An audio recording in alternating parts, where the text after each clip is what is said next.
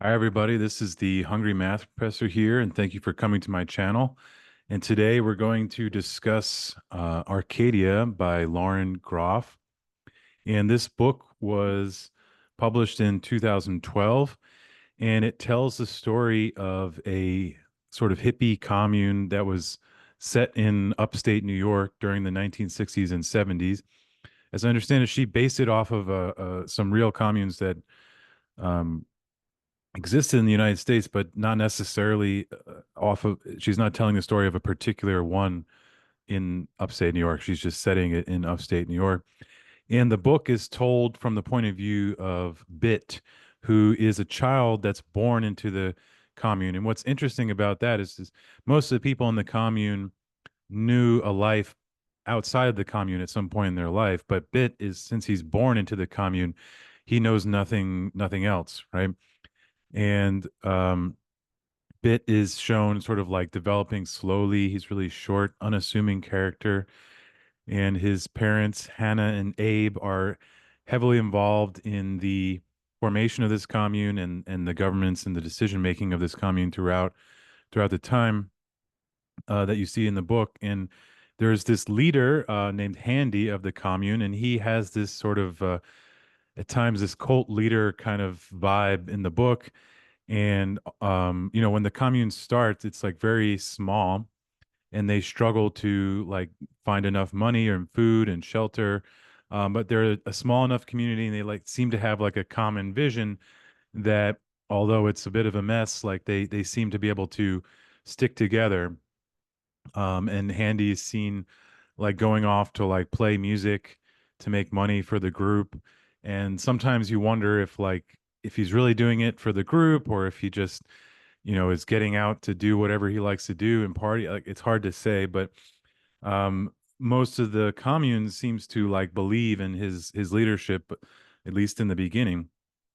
Um, this commune starts out small. In the beginning, we see like Bit, I think, just kind of struggling to understand what's going on in his world.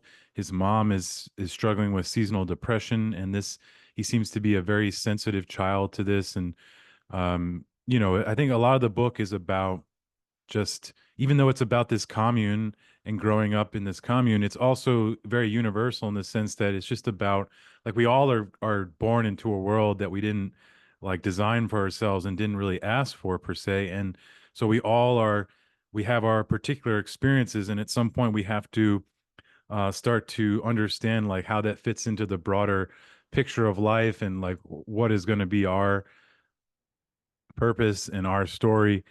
So again, it's about this commune and Bit, but I think it also is just about, how we all have to figure out who we are and decide how we want to live our lives.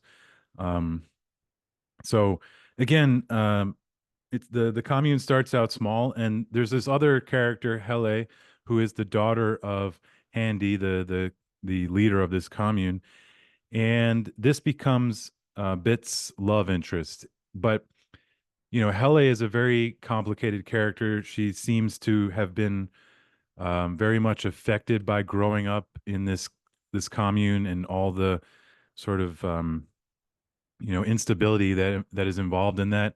And so she feels she's a deeply flawed and hurt individual. And but Bit doesn't seem to see that, right? He just kind of sees her as this beautiful woman, maybe exciting. He sees her, he projects onto her much more innocence than maybe, she's actually displaying.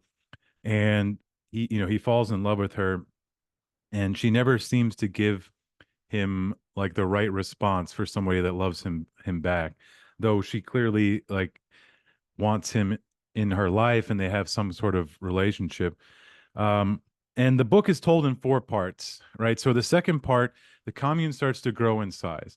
They're getting lots of people coming to the commune, and this starts to become a problem because they struggle to get enough food, and they struggle to make reasonable, like self-governing, like some kind of reasonable governance. And also, this is the typical issue with these kinds of communes, where you're brought together by some like idealistic vision of just kind of living together and caring for each other. and being very open and free. There's nothing wrong with any of that. But then as you grow in size, you inevitably have to start putting some kinds of rules in place because it's hard to take care of a large group like that without some kinds of guidelines, right? But those guidelines go against the very ideals that brought you to this place in the first place, right? So it's this difficult back and forth, and what winds up happening is that there is like a almost like a board, if you will, of the commune of these like leaders from the beginning, and in particular Hannah and Abe, Bit's mother and father, and they wind up doing like way too much for the commune, right? They're getting burnt out. They have way too many responsibilities, and it's hard to distribute the responsibilities of the commune amongst everybody involved. Um, and so, and it shows like Bit and Hele sort of living through that period and all the difficulties that come with that. So that's the second part of the book. In the third part of the book, the commune has disbanded, and now we see Bit just living in, the regular society. And so again, it's this struggling to understand, what it looks like now to live and be yourself. You grew up in this commune, a completely different society. Now you're growing up in, the typical United States society at the time, and you have to adjust and you have to again find yourself. Who am I? How do I want to live in this world? Um, and in this part of the story, he has gotten married to Hele. They have gotten together. They have a daughter together named Greta. And but again, it's like Bit hasn't quite ever seen Hele for who she really is. And again, Hele is just a deeply, traumatized person, is the way I see. She grew up in this terrible, in this like really traumatic sort of unstable um, upbringing, and Bit just doesn't seem to see how that's really affected her. And at one point, they're like reminiscing about Arcadia, this commune that they grew up in, and Bit still has this like very romantic vision of what it was like, and Hele reminds him that it wasn't romantic at all. Like there was people all over the place on drugs and alcohol, and it was a mess, and it smelled like puke all the time, and you know, there was this like jungle juice basically just all, freely available to everybody. And the kids were allowed to have it at like a really young age. And they were like constantly high and drunk. And she reminded him of how um, crazy that upbringing was, right? Like, how does Bit still have this? I think she's just surprised at how Bit has this story that he's made up for himself about what his childhood looked like. And it seems important that she breaks that down. But again, at some point, she walks out of their house and never returns, and so this relationship ends. And Bit is constantly like, he's obviously really hurt by this. He really did love her, even if he didn't see her for who she was. And he's constantly looking for her, and had struggles to sort of move beyond that. But we also see him like pouring into the relationship with his daughter as best he can, but also struggling with the feelings that he's having and the fact that his daughter reminds him of this person that he loves that walked out on him.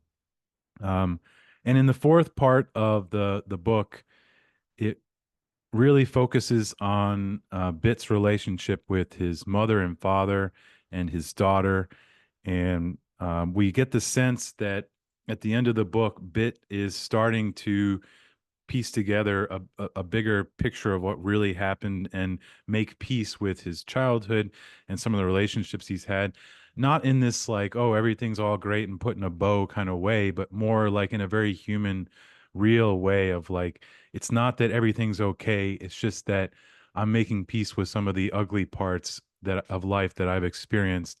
And I'm starting to understand like that there was just a lot of just people, just regular human beings involved in this that made mistakes or had idealistic intentions that didn't go the way that they thought. And I'm not, he's not making excuses for them, but it just means it just starts to get a bigger sense of what was going on. And he at the end of the story, his mom is dying, and he he's taking care of her, and he winds up falling in love with this doctor who is taking care of his mother as well. And this doctor at the end, Ellis, really seems to represent a better love choice for Bit, right? That he's attracted to Ellis for maybe the right reason. She represents stability, and she just seems to be like a good, calming kind of presence for him. So maybe he's figured out something about himself and what he needs in a partner. Again, not that it's like all perfect and rainbows at the end, but that he's getting just a bigger sense of what it means to be human, what it means to like live in this world. Something else that's interesting at the end of the book, there's this big pandemic that happens and it affects his daughter's schooling and everything. And that was really interesting because when I was reading the book, I didn't know. I was like, wait a minute, was this book published after the COVID uh pandemic? Or, I wasn't sure if she did that on purpose or not. But anyway, it was published before that. So I'm not saying that she was prophetic or anything, but it was interesting reading, from my point of view after the pandemic and seeing her like put this big pandemic in the story that kind of shuts down school for a big period of time was an interesting detail given the recent world history. Yeah, I highly recommend this book. It's very entertaining, interesting look. I like the characters. Maybe at times the characters are not completely believable, but in the big picture, this is a really interesting characters to think about and follow. So check it out. Let me know what you think. Like, comment, and subscribe, and I hope to see you at another video.